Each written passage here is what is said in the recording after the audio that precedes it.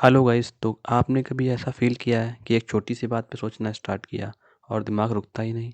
मान लो किसी फ्रेंड ने तुम्हें रिप्लाई नहीं दिया और तुमने सोचना स्टार्ट किया, शायद बिजी होगा, शायद इग्नोर कर रहा होगा, शायद गुस्सा है, शायद उसने कुछ गलत सोचा होगा।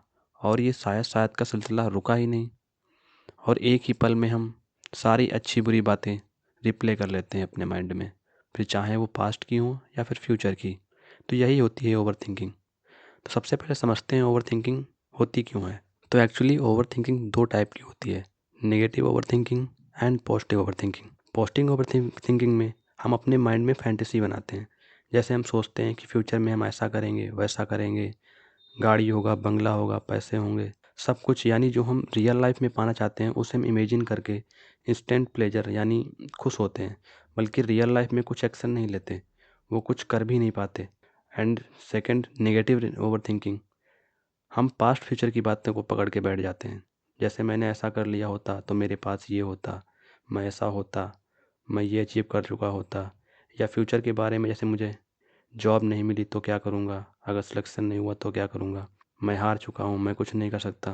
अब देखो, ओवर थिंकिंग पॉजिटिव हो या नेगेटिव, कोई भी हमारे लिए फेलियर का कारण बनती है। मैं आपको बताऊँगा कि ओवर थिंकिंग से बचना कैसे है, क्योंकि मैं भी पहले ओवर थिंकिंग करता था। तो सबसे पहले समझो, हमारा दिमाग एक प्रॉब्लम सॉल्विंग मशीन है। उसका काम है हर सिचुएशन का सॉल्यूशन निकालना। जब कोई क्लियर प्रॉब्लम होती है, जैसे भूख लगी है, खाना खाना है, तो दिमाग तुरंत सॉल्यूशन दे देता है। लेकिन जब प्रॉब्लम अनक्लियर होती है या उसका सॉल्यूशन तुरंत नहीं मिलता, तो दिमाग कंफ्यूज हो जाता है और लूप में फंस जाता है। और ये लूप ही कंटिन्यू प्ले होता रहता है हमारे माइंड में बार बार, जिसे हम ओवर थिंकिंग कहते हैं। एग्जाम्पल के लिए, एक स्टूडेंट एग्ज़ाम में एक क्वेश्चन पर अटक गया। अगर उसके पास क्लियर फार्मूला है तो सॉल्व कर लेता है, लेकिन जब फार्मूला क्लियर नहीं होता तो वो बार बार उसी क्वेश्चन को घुमाता है और दिमाग घूम जाता है। एंड सेकेंड चीज़ है कि ओवर थिंकिंग में केमिकल्स का भी बहुत बड़ा रोल होता है। हमारे दिमाग में एक केमिकल होता है जिसका नाम होता है कॉर्टिसोल, जो स्ट्रेस का केमिकल है। जब भी तुम किसी प्रॉब्लम के बारे में सोचते हो जिसका जवाब क्लियर नहीं होता, कॉर्टिसोल रिलीज होता है, और जितना ज़्यादा कॉर्टिसोल, उतना ज़्यादा दिमाग एक्टिव हो जाता है उस प्रॉब्लम को सॉल्व करने के लिए। पर सॉल्यूशन मिलता ही नहीं तो दिमाग और ज़्यादा सोचता है, और ये साइकिल कंटिन्यू चलती रहती है। दूसरा केमिकल होता है डोपामाइन। जब तुम्हें लगता है कि शायद अब आंसर मिल जाएगा, तो दिमाग डोपामाइन रिलीज करता है, ये तुम्हें और मोटिवेट करता है सोचने के लिए, और इस तरह तुम एक थॉट लूप में घुस जाते हो। चलो एक रियल लाइफ एग्जांपल लेते हैं। तुम्हें लगता है कि दोस्त ने कॉल रिसीव क्यों नहीं किया। दिमाग सोचता है बिजी होगा, फिर सोचता है शायद गुस्सा होगा, फिर एक एक और थॉट्स आता है हमारे दिमाग में कि उसने मेरे बारे में कुछ सुना होगा इसलिए फ़ोन नहीं उठा रहा होगा। फिर एक और थॉट्स आता है हमारे दिमाग में, उसने मुझे इग्नोर कर दिया होगा। अब तुम ही देखो, एक छोटी सी चीज़ से तुम्हारा दिमाग 10-15 अलग अलग सिनेरियोस बना ले चुका है, और 90% सिनेरियोस निगेटिव होते हैं।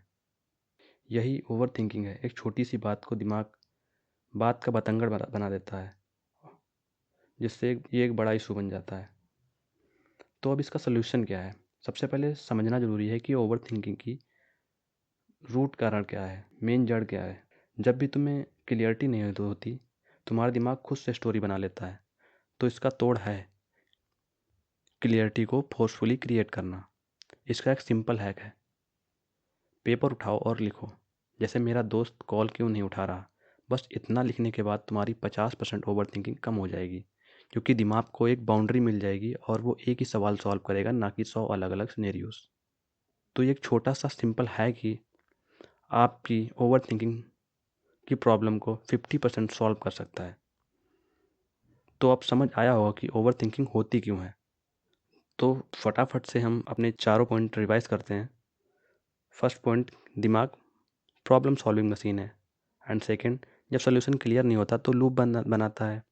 एंड थर्ड, कॉर्टिसोल और डोपामाइन इस लूप को और मजबूत बनाते हैं। एंड फोर्थ, इसका तोड़ है अपनी प्रॉब्लम को लिख कर क्लियर कर दो।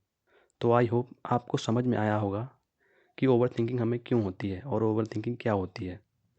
नेक्स्ट वीडियो में हम जानेंगे ओवर थिंकिंग के हिडन साइन, जिनको आप कैसे पहचानोगे, जिन्हें तुम अभी इग्नोर कर रहे हो। अगर तुम्हें ये वीडियो पसंद आई हो तो लाइक करो और चैनल को सब्सक्राइब करो, क्योंकि आगे और भी ऐसी माइंड अनलॉकिंग वीडियो आ रही हैं।